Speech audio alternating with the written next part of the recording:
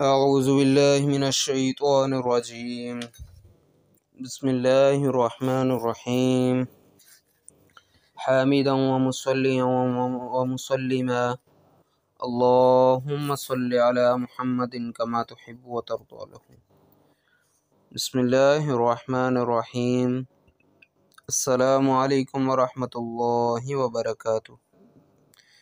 یہ آپ کا چینل اسلامی وظائف ہے۔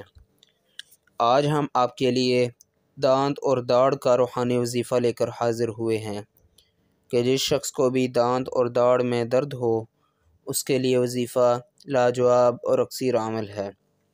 وظیفہ شروع کرنے سے پہلے اگر آپ نے ہمارے چینل کو ابھی تک سبسکرائب نہیں کیا تو پلیز ہمارے چینل کو سبسکرائب کر دیں اور آگے فرینڈز اور فیملی ممبر کے ساتھ بھی شیئر کر دیں۔ ہماری دعا ہے کہ جتنے بھی بیمار ہیں اللہ تعالیٰ ان کو مکمل صحت عطا فرمائے اور جتنے بھی پریشان حال ہیں ان کی تمام پریشانیوں کو دور فرمائے۔ بہت سے بھائیوں نے اپنی دعاؤں کا کہا ہے کہ وہ گھروں میں ہسپتالوں میں سخت بیمار ہیں، اللہ تعالیٰ ان کو بھی مکمل صحت عطا فرمائے، آمین۔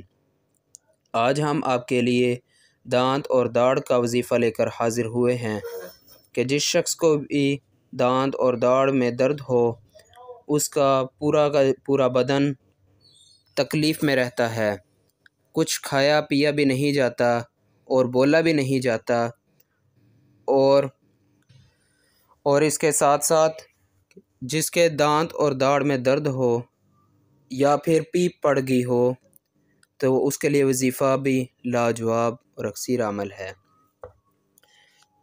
عام طور پر جس کے دانت اور داڑھ میں درد ہو وہ بخار کا شکار ہوتا ہے اور پورے بدن میں درد ہوتی ہے،